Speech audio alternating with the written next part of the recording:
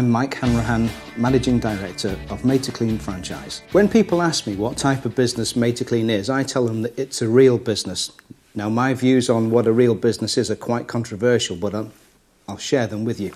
A real business is one that will pay you whether you are there or not in the long term. And most respectfully, for most other businesses, particularly those in the retail or franchises for that matter, sell jobs, not a real business.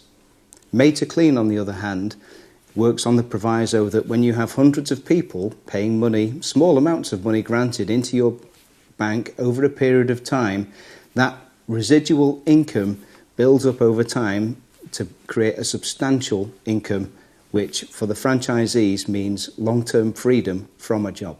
As a franchisor, my role is to provide 3 core services and processes to prospect franchisees coming on board.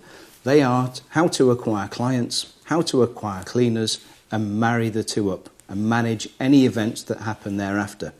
In terms of the acquisition of clients, what we do is we show them how to manage leaflet distributions, how to set up AdWord campaigns, also in terms of how to get the right quality of staff, how to reject the wrong quality of staff as well. And then finally, to marry the two up and to provide a system and infrastructure to enable them to manage the business thereafter. When a franchisee buys into the Maid2Clean operation, they're not buying a cleaning business. They're buying a management franchise, which means that they take full control of the end-to-end responsibility of marrying up clients with workers.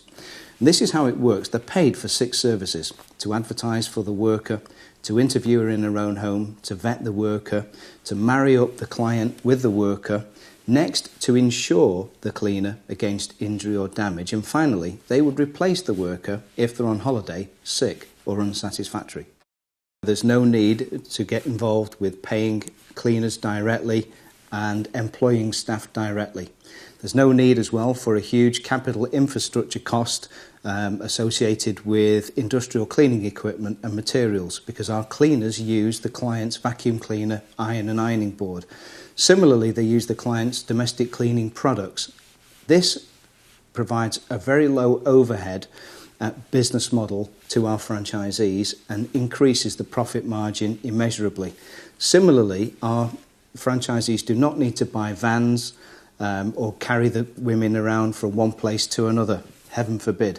Our franchisees have no need to do that or even meet a client. The reason why they don't meet a client is because they send a cleaner in for an interview with the prospect client in the first instance.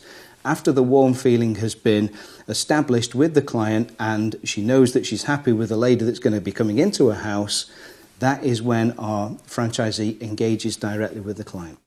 So what makes a good franchisee? Really someone with a positive can-do attitude and someone that's not frightened to read the operations manual and apply everything therein. We tell them to apply the operations manual because we know what works. After 18 years of operation and probably hundreds of combined years of franchisee knowledge now in the business, we know what works and what doesn't. The £10,000 is an investment which I strongly recommend to any prospect franchisee looking at a Maid2Clean business. For that, they're getting 18 years of my experience and overall improvements made over the years.